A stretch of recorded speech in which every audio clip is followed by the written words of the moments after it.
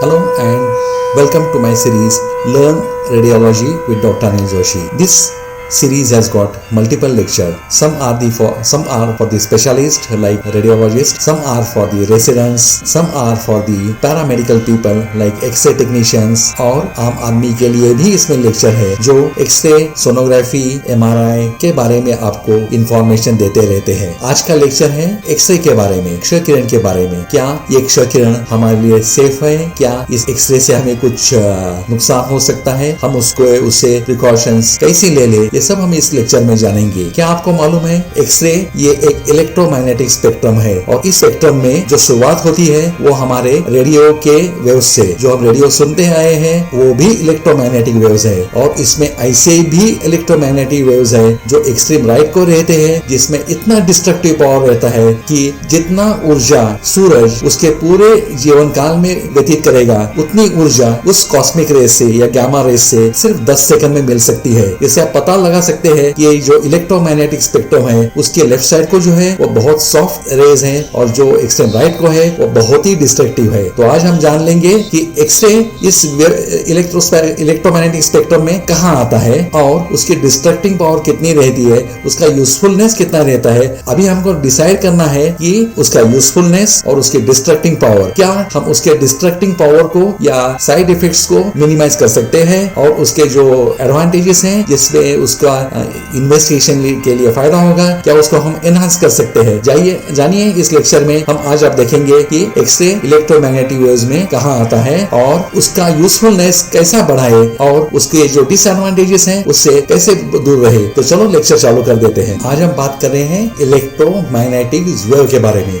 क्या electromagnetic waves सिर्फ x ray में ही आते हैं या और कोई मॉडलिटीज में हम उसका इस्तेमाल करते हैं? हम हमारे रूटीन में ये इलेक्ट्रोमैग्नेटिक वेव्स रेडियो में इस्तेमाल करते हैं, टीवी में इस्तेमाल करते हैं, मोबाइल फोन, माइक्रोवेव्स और एक्सरे सभी में एक ही इलेक्ट्रोमैग्नेटिक वेव अगर रहते हैं तो उनमें क्या फर्क है। तो ये फर्क जानने के लिए उनके साइड इफेक्ट्स भी देखने चाहिए, उनके इफेक्ट भी देखने चाहिए और उसको साइड इफेक्ट कम करके उसके इफेक्ट को एनहांस कैसा करना ये भी देखना चाहिए। तो इस लेक्चर में आज हम इसके बारे में जानेंगे। तो ये है इलेक्ट्रोमैग्नेटिक स्पेक्ट्रम। अगर आपने देखा तो उसको एक्सट्रीम राइट साइड को जो है वो गामा रेज है, वो बहुत ही डिस्ट्रक्टिव है। जैसा मैंने आपको बोला कि ये कहां से भी जा सकते हैं, यानी कि कोई भी लोहे से निकल सकते हैं, कोई पत्थर से निकल सकते हैं, कोई भी मेटल उनको ब्लॉक नहीं कर सकता। और दूसरी एंड पे है रेडियो वेव्स, वो बहुत ही सॉफ्ट रहते हैं, वो हम बहुत सालों से इस्तेमाल कर रहे हैं। मोबाइल तो हमारा डे टू डे रूटीन है, हम जानते हैं दोनों से भी रेडिएशन आ सकता है, मगर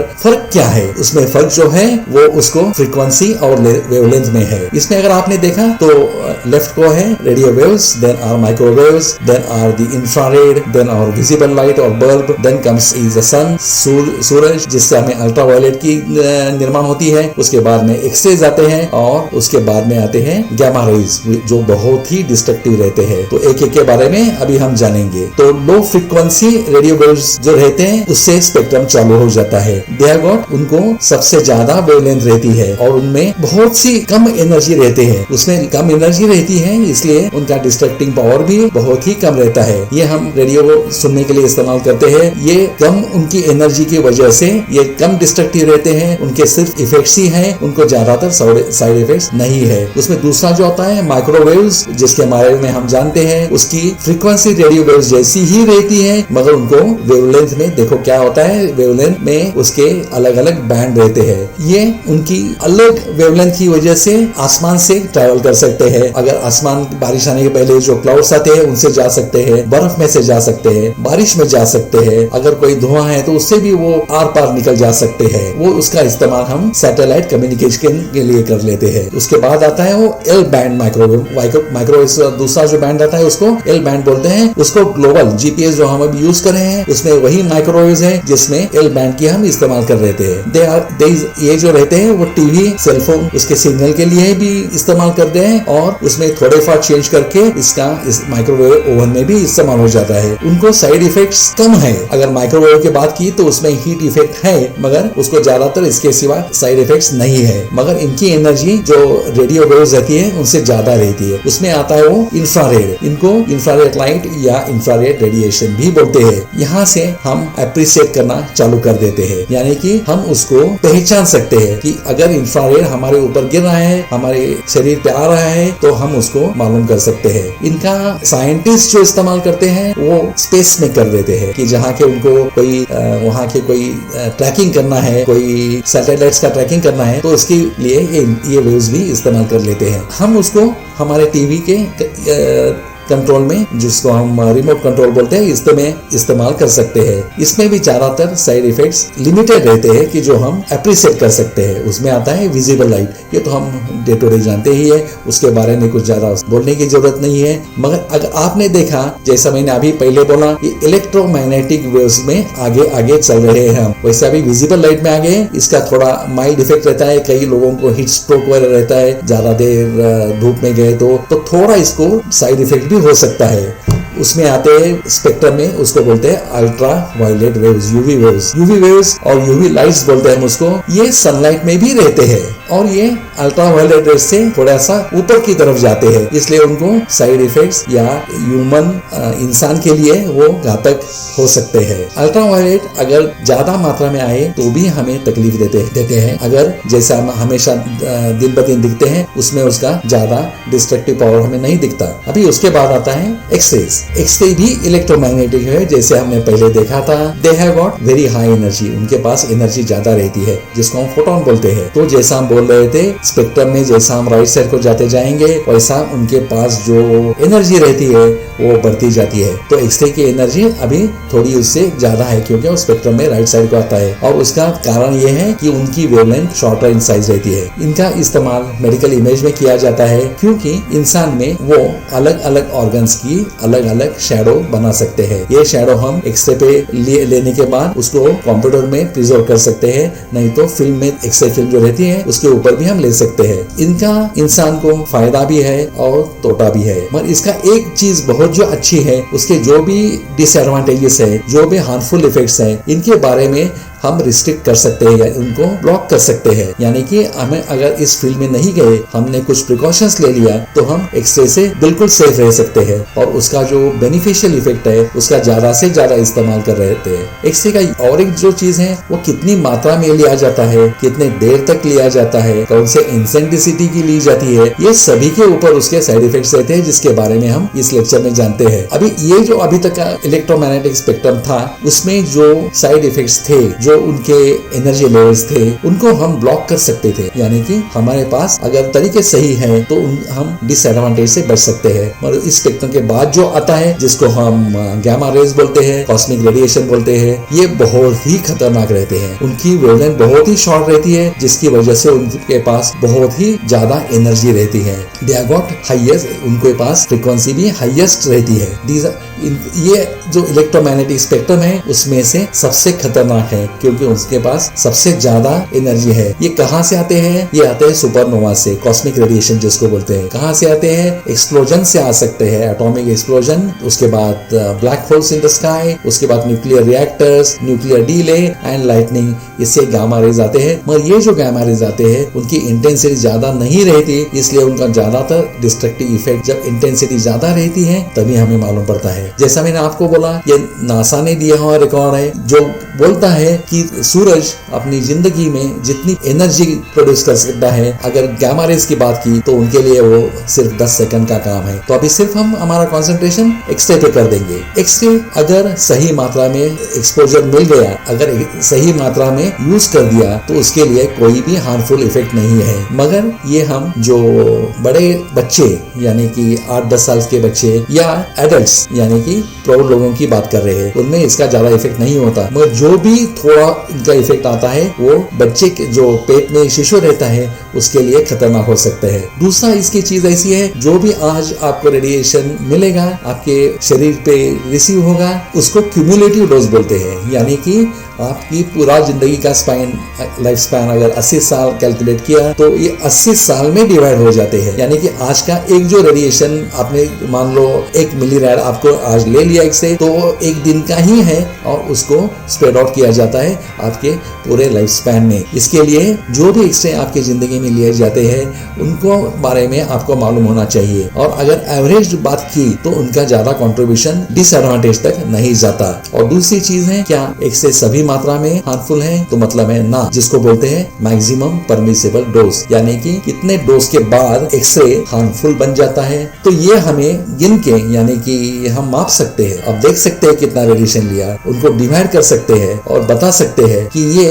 आपके लिए मैक्सिमम परमिसिबल डोज यानी कि जितनी की परमिशन है आपको उससे एक्सीड हो रहा है या नहीं है। मगर ज्यादातर हमने डायग्नोस्टिक रेंज देखी, डायग्नोस्टिक यानी जहाँ एक्सरे डायग्नोसिस के लिए जाते हैं उधर ये इफेक्ट ज्यादा नहीं देखा जाता, क्योंकि रेडिएशन बहुत ही कम है, क्यूमुलेटिव है, यानी ये पूरे जिंदगी के लाइफ स्पैन में वो स्प्रेड आउट हो जाता है और उसके वजह से ज्यादा खतरनाक नहीं होता। मगर जो बच्चा पेट में बढ़ रहा है, शिशु, उसके लिए ये अच्छे नहीं है। इसलिए कोई भी रेडिएशन फील्ड में जिनको प्रेगनेंसी की डाउट है उन्होंने नहीं जाना चाहिए। अभी एक्सरे फील्ड कैसा जानेंगे, रेडिएशन फील्ड कैसा जानेंगे, ये भी हम इसके बारे में जानने वाले हैं, क्योंकि उसके नोटिफिकेशन दिया होता है। दूसरा, अभी आपको उधर जो टेक्नीशियंस रहते हैं, जो स्टाफ रहता है, वो भी आपको बोलता जाता है कि कौन किसने जाना है और किसने नहीं जाता है। तीसरा, ये जो मशीन्स रहते हैं उनके लिए स्ट्रिक्ट रूल्स है बीआरसी के लाइसेंस मिलने के लिए। अगर वो लाइसेंस आपको मिलना है तो आपको मशीन अच्छा ही होना है, उससे रेडिएशन ठीक ही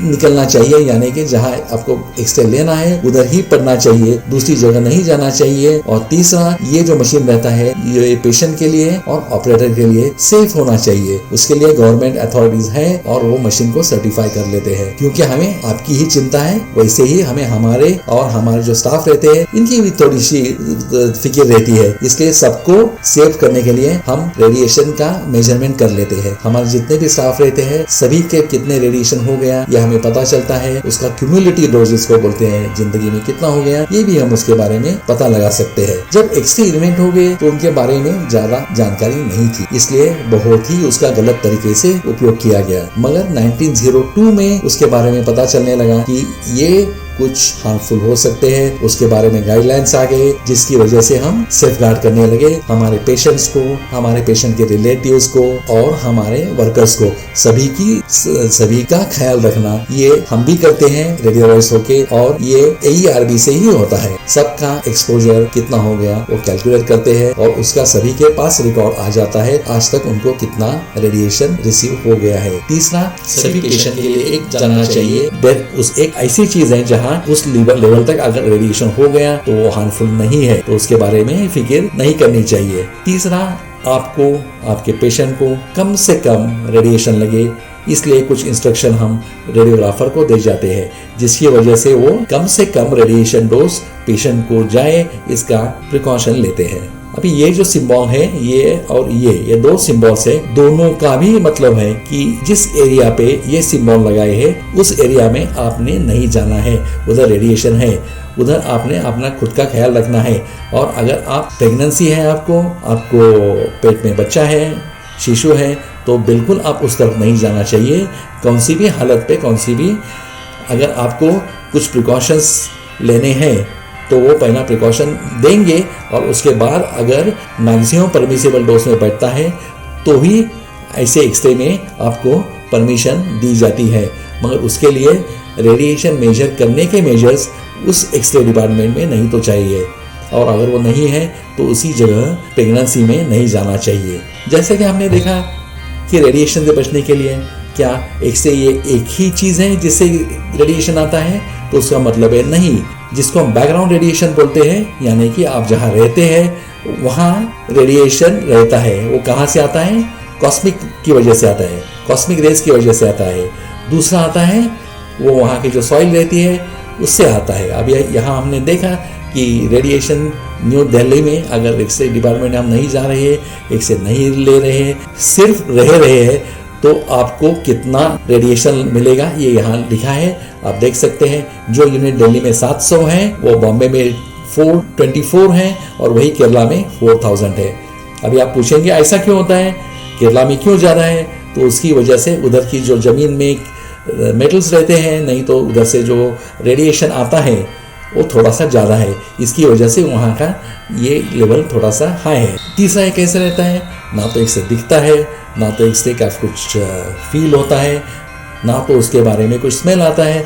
तो पहचाने कैसे, जैसा कि हमने आपको बोला कि आपको वहाँ के सिम्बॉल्स देखने चाहिए, उधर के स्टाफ को से बात करनी चाहिए, और पहला आपको मालूम होना चाहिए कि आपने वहाँ जाना चाहिए नहीं जाना चाहिए। अगर आप पेशेंट हैं तो आपका ख्याल रखना ये डॉक्टर और उधर के स्टाफ का काम होता है, तो उसके वजह से उसके लिए आप फिक्र मत कीजिए। अगर आपको इससे बोला गया है, इसका मतलब हम जानते हैं कि आपका मैक्सिमम परमिसिबल डोज क्या है, हम उसको कितने रेडिएशन दे रहे हैं, और ये सब स्टडी जो किया गया है उससे बायोलॉजिकल इफेक्ट के बारे में बात जानने के बाद ये हमने गाइडलाइंस बना दिया है।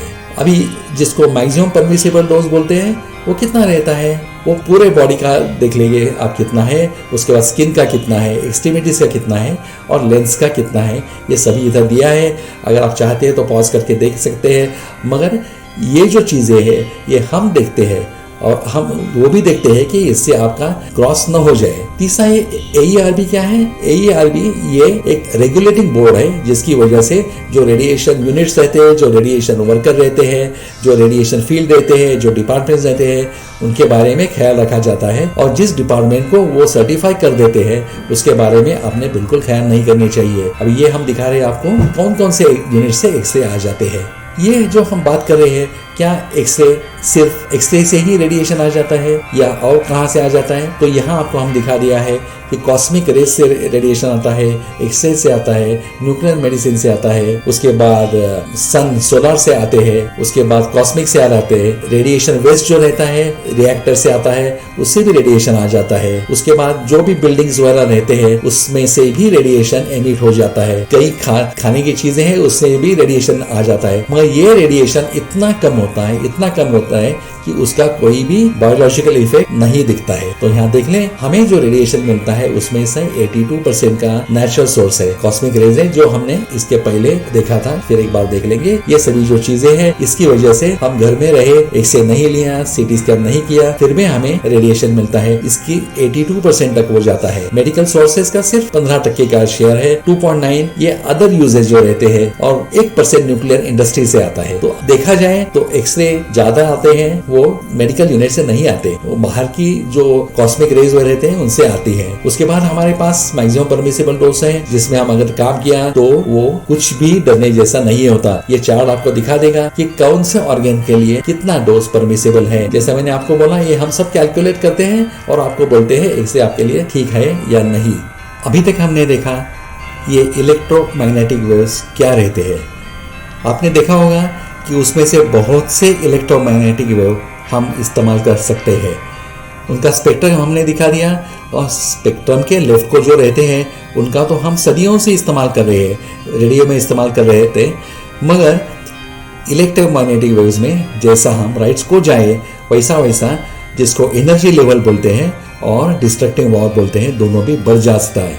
और उसमें जो एक्सरे आता है वो एक्सरे बीच में आता है कि जहाँ उसको इफेक्ट भी है और साइड इफेक्ट्स भी है।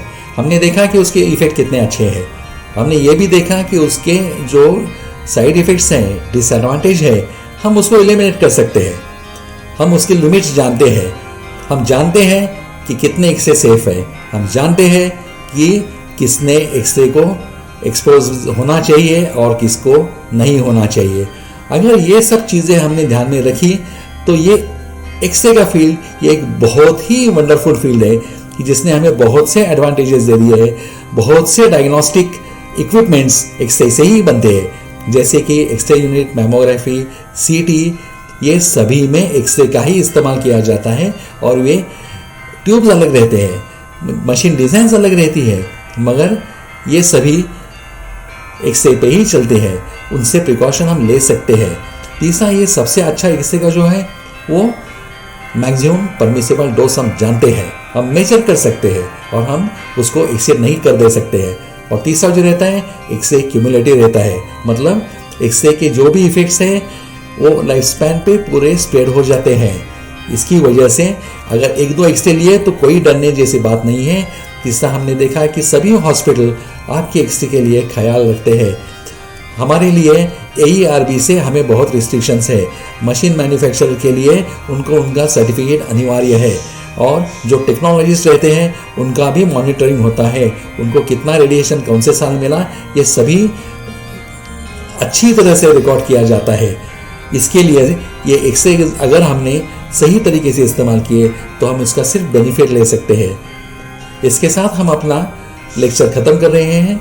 हम आपको स्वास्थ्यपूर्ण ज़िंदगी की शुभकामना देते हैं। किस्मत आपको ज़रूर साथ देगी।